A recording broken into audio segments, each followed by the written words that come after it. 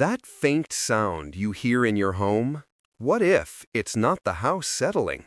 What if it's someone living just inches above your head? On an autumn night in 1941, Denver resident Philip Peters stood alone in his quiet kitchen.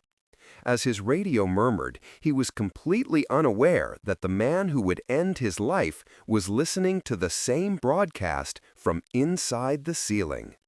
His name was Theodore Coneys, a frail drifter who had discovered a tiny, forgotten crawlspace. For 5 weeks, he lived as a ghost within the walls, a parasite in the heart of the home. He learned the family's rhythms, the clink of silverware, the cadence of footsteps, the pause in conversation that signaled sleep. He moved only in darkness, his bare feet silent on the plaster, surviving on stolen scraps of food. To the world below, an open refrigerator door or a misplaced item was a simple lapse in memory. To Coneys, it was a lifeline. He was the chill in the air, the whisper of a draft you can't quite trace. But such a fragile existence cannot last. One evening, the familiar routine was broken. A sudden noise, an unexpected confrontation. Coneys was discovered. Cornered and desperate, the silent observer turned violent.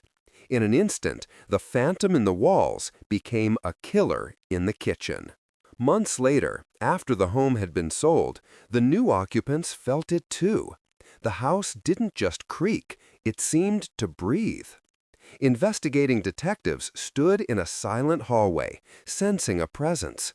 Then, a faint scrape from above.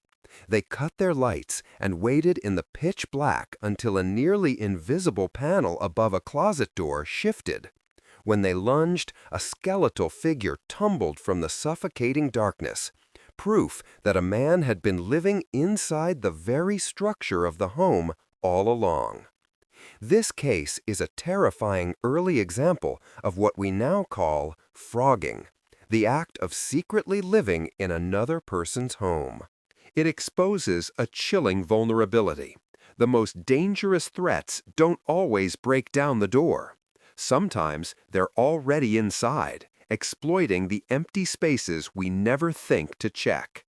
The true horror isn't just the crime, it's the unnerving proximity. It's the weeks spent listening to a man's life only to be the one to end it, separated by nothing more than a few inches of wood and plaster.